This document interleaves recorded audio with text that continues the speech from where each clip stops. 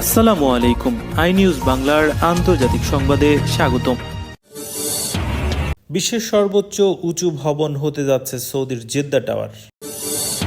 বিল ক্লিন্টনকে বলির পাঠা বানানোর অভিযোগ, অ্যাপস্টেইন ফাইলস প্রকাশ। এই ভিডিওতে সৌদি সম্পর্কে আপনার মতামত জানাতে পারেন এবং লাইক দিতে পারেন। বুর্জ খলিফাকে টপকে বিশ্বের সবচেয়ে উঁচু ভবন হতে যাওয়া জেদ্দা টাওয়ারের নির্মাণ কাজ 2025 সালের জানুয়ারিতে পুনরায় শুরু হওয়ার পর থেকে দ্রুত গতিতে এগোচ্ছে। ইতোমধ্যে ভবনটি প্রায় 80 তলা পর্যন্ত নির্মিত হয়েছে এবং প্রতি 3 থেকে 4 দিনে একটি করে নতুন তলা যোগ হচ্ছে। গালফ নিউজের প্রতিবেদন অনুযায়ী প্রকল্পটি 2028 সালের মধ্যে সম্পন্ন হওয়ার কথা রয়েছে। সম্পন্ন হলে জেদ্দা টাওয়ারের উচ্চতা হবে 1000 মিটারের বেশি, যা বর্তমান বিশ্বের সবচেয়ে উঁচু ভবন হিসেবে পরিচিত 828 মিটার উচ্চতার বুর্জ খলিফার চেয়ে প্রায় 172 থেকে 180 মিটার বেশি।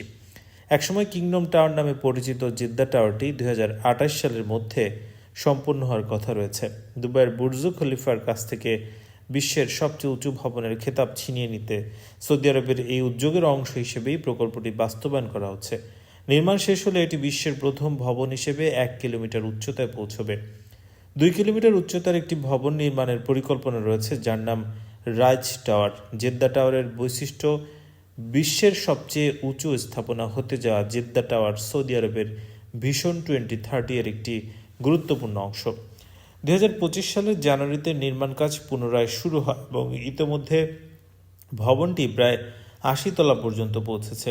জেদ্দা ইকোনমিক সিটিতে অবস্থিত এই টাওয়ারটি 160 তলারও বেশি উঁচু হবে এবং বহুমুখী ব্যবহারের জন্য নির্মিত হচ্ছে।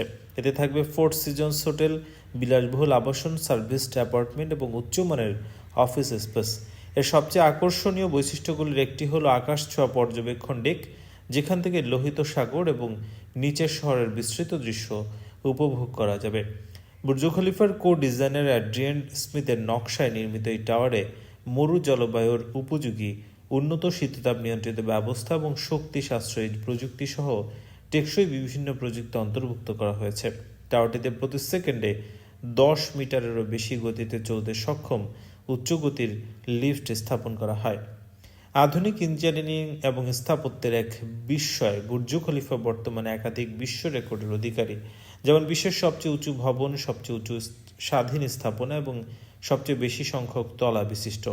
এতে 163 তলা রয়েছে, যার মধ্যে 124, 125 এবং 148 তলায় পর্যবেক্ষণ ডেক রয়েছে, যা থেকে দুবাইয়ের মনোমুগ্ধকর দৃশ্য উপভোগ করা যায়। দর্শনার্থীরা 122 তলায় অবস্থিত বিশ্বের সর্বোচ্চ রেস্টুরেন্ট অ্যাটমসফিয়ার এ অভিজাত খাবারের স্বাদ নিতে পারেন। ভবনের বহিরাঙ্গনে 26,000-এর বেশি কাচের প্যানেল ব্যবহার করা হয়েছে, যা দুবাইয়ের তীব্র তাপ সহ্য করতে সক্ষম ক্যাডিং সিস্টেমে মোড়ানো। বুর্জ খলিফার নির্মাণ কাজ 2004 সালে শুরু হয়, প্রায় 6 বছর সময় লাগে সম্পন্ন হতে। এতে 12,000-এর বেশি শ্রমিক এবং প্রকৌশলী কাজ করেছেন। প্রকল্পটির মোট খরচ ছিল প্রায় $1.5 বিলিয়ন, যা ইতিহাসের অন্যতম ব্যয়বহুল ভবন হিসেবে পরিচিত। মার্কিন বিচার বিভাগ গত শুক্রবার কুখ্যাত যৌন নিপীড়ক প্রয়াত জেফ্রি অ্যাপস্টেইনের তদন্তের কয়েক হাজার পৃষ্ঠার নথিপত্র প্রকাশ করেছে। ওই নথিতে সাবেক মার্কিন প্রেসিডেন্ট বিল ক্লিন্টন, ব্রিটিশ রাজ পরিবারের সদস্য, বিশিষ্ট ব্যবসায়ী এবং তারকাদের দেখা গেছে। তবে আলোচনা বেড়েছে ক্লিন্টনের সঙ্গে থাকা অ্যাপস্টেইনের ছবি ঘিরে।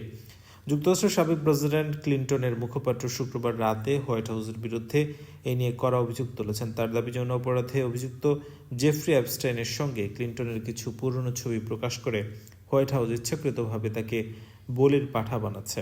ছবির মধ্যে রয়েছে অ্যাপস্টেইন ও তার সহযোগী গিজলেন ম্যাক্সওয়েলের সঙ্গে ক্লিন্টনের ছবি, পাশাপাশি একটি সুইমিং পুলে এক তরুণীর সঙ্গে থাকা একটি ছবিও। ছবিতে ওই নারীর মুখ ঝাপসা করে দেওয়া হয়। ক্লিন্টনের মুখপাত্র এক্সে দেয়া বিবৃতিতে বলেন, হোয়াইট হাউস মাসের পর মাস এসব নথি লুকিয়ে রেখে শুক্রবার গভীর রাতে হঠাৎ প্রকাশ করে। এটা মূলত বিল ক্লিন্টনকে রক্ষা করার জন্য নয়, বরং নিজেদের রক্ষার জন্য।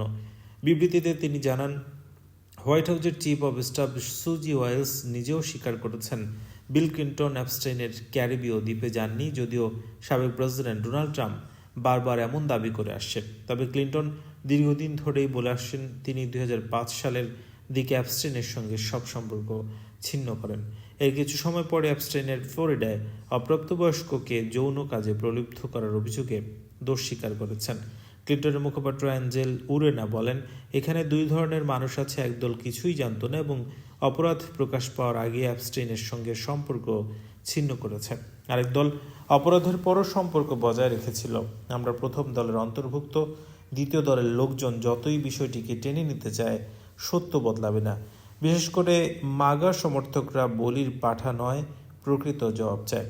শুক্রবার প্রকাশিত ছবিগুলোর মধ্যে একটি ছবিতে দেখা যায় ম্যাক্সওয়েলের সঙ্গে একটি ভূগর্ভস্থ সুইমিং পুলে ক্লিন্টন দাঁড়িয়ে আছেন।